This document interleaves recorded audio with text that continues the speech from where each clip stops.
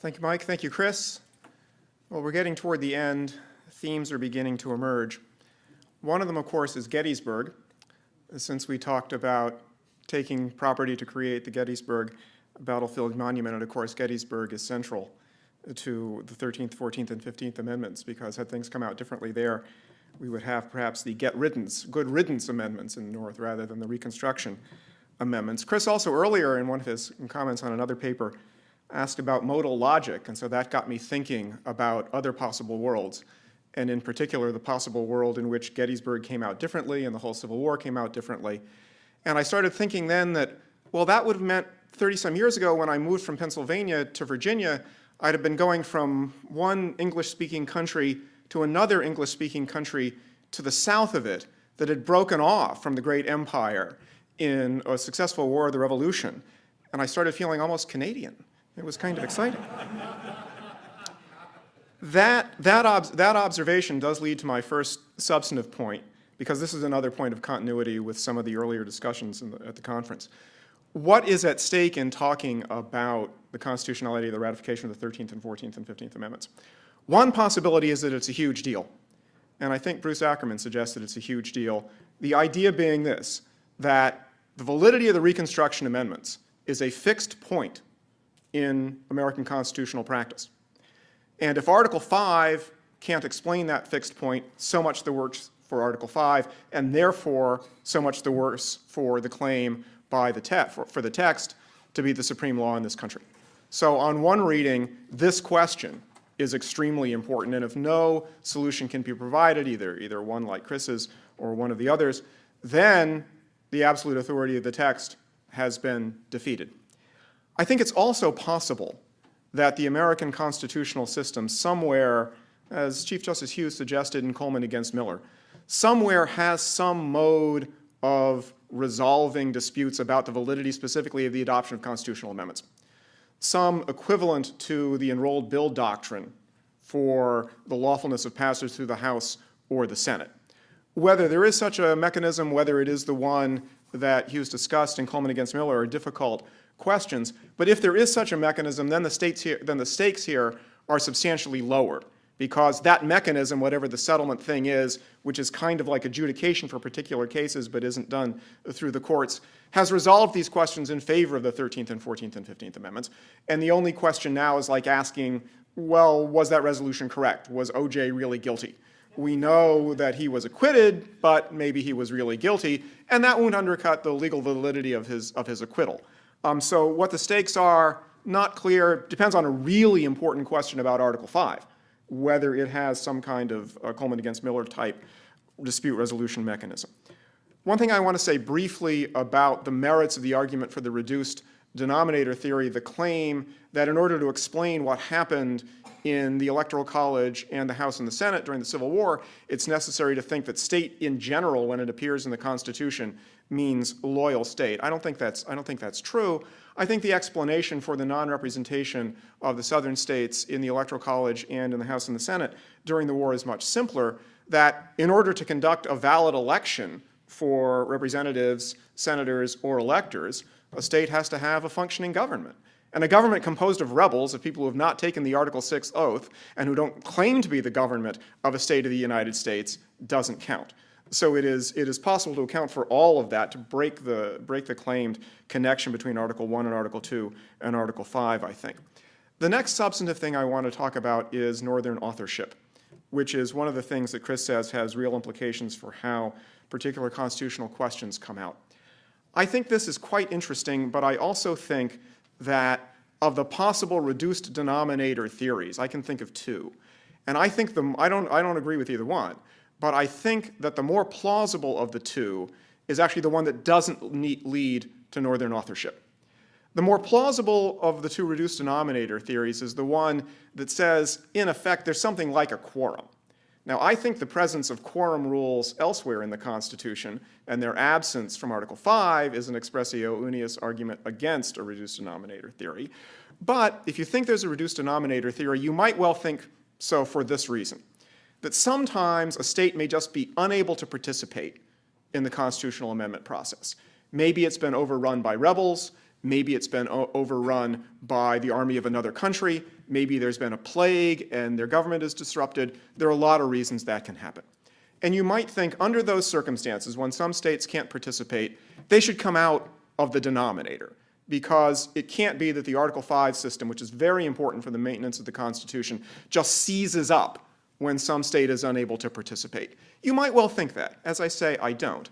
But if you think that, I think it's then wrong to say to those people when they're able to participate again, oh, it's like you were out of the country. It's like you weren't Americans. It's like your views don't count for the legal context in which our Constitution is interpreted. For example, suppose that during the 19th century, the states that had formerly been part of Mexico had been temporarily overrun by the Mexican government and had been unable to run governments that were states of the Union because of foreign occupation, and that there had been a constitutional amendment talking about marriage.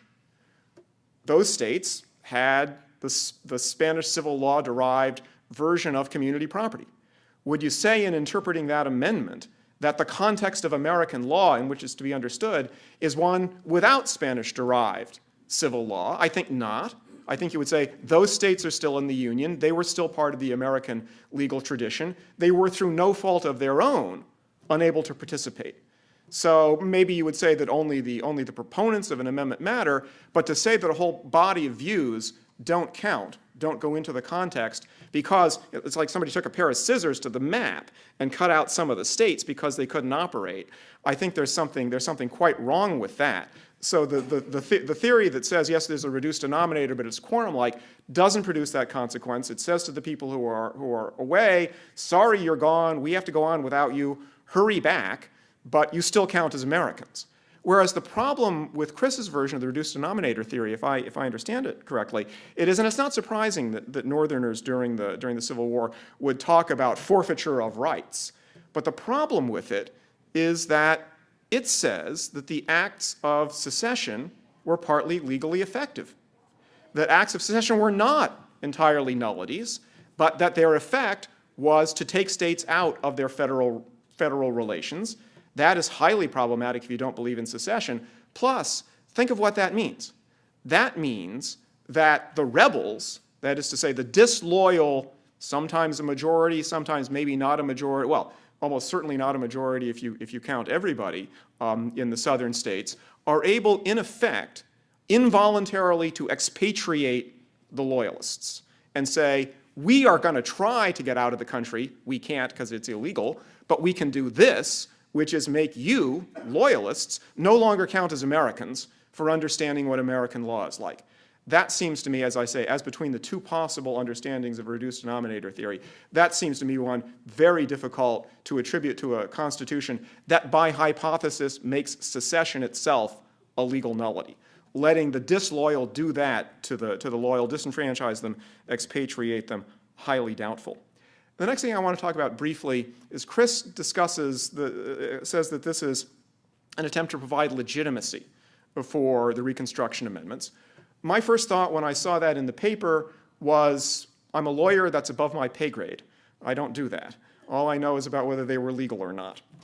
The next thing I thought of is, well, it's possible that, and so I don't have much to say about legitimacy, but it's possible that they might be legal for one reason and legitimate for another.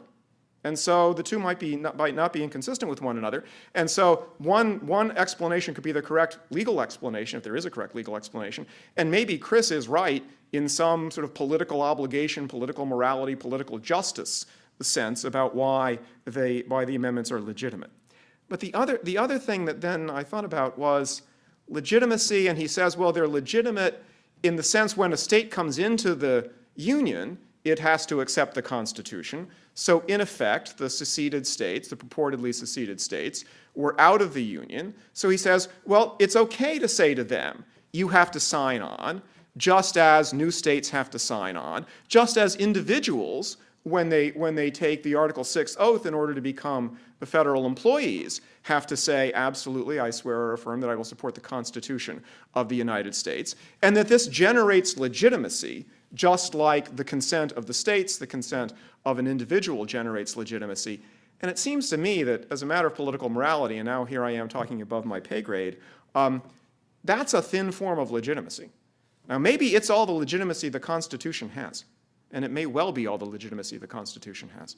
But it's a relatively thin form of legitimacy because it's a take-it-or-leave-it offer in a situation in which it's impossible to bargain.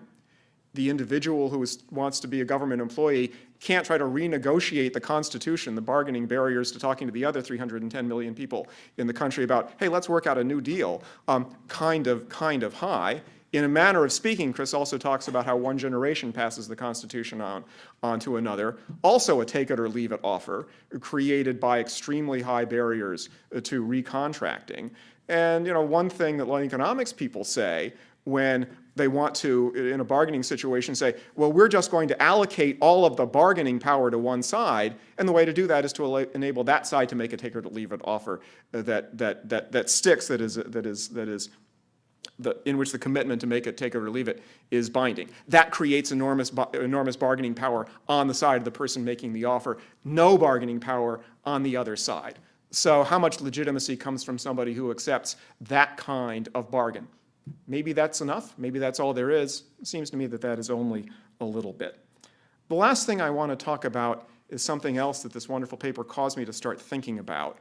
And one of the really interesting parts of the historical story is, oh yeah, the Republicans kept talking about how they believed in the reduced denominator theory, and some, I remember in my own reading, one saying, when this is enacted, or as some of us believe that it already has been enacted, but they didn't pull the trigger. Why didn't they? What were they worried about? Well, they were worried that they wouldn't be able to make it stick. That is historically extremely interesting.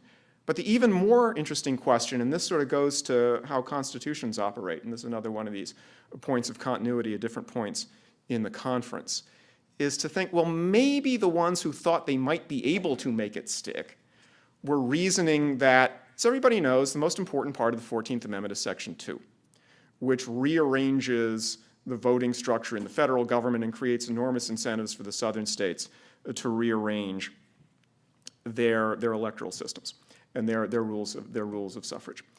And one way to think that even a highly, as Lincoln said, doubtful and questionable and sure to be questioned amendment make it stick is to make it, in effect, self-entrenching. Change the rules of representation so that the governmental authorities that, practically speaking, by appointing justices and judges and presidents and colonels in the army and so forth, determine what the functioning law is, cause that federal governmental system to be under the control of the Republican Party, which will then make it stick. Okay, that's as I say, a form of self-entrenchment. And the last thought I have is, it's possible if you think about that as a mode of entrenchment, I think to see a hierarchy, or actually I'm going to be, rather than going up, I'm going to be going down, because I'm thinking of, yesterday I was thinking about what is the bottom turtle?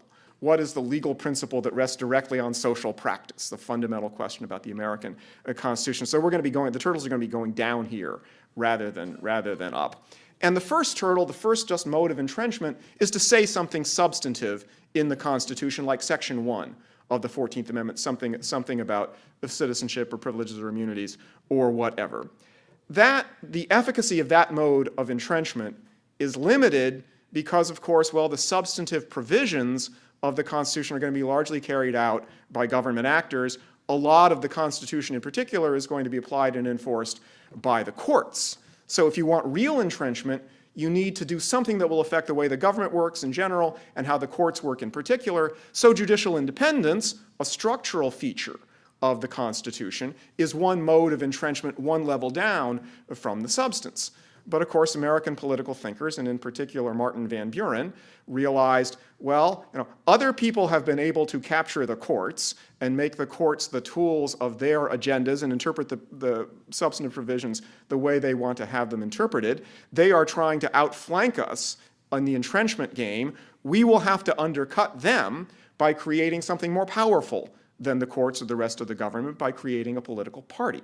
The political party operates at the next lower level of entrenchment. The political party, in turn, operates through elections, both in representative bodies, Congress, and in the country at large, Why was the Democratic Party that Van Buren created in the 19th century so powerful? One answer is the slave power, the 3/5 rule.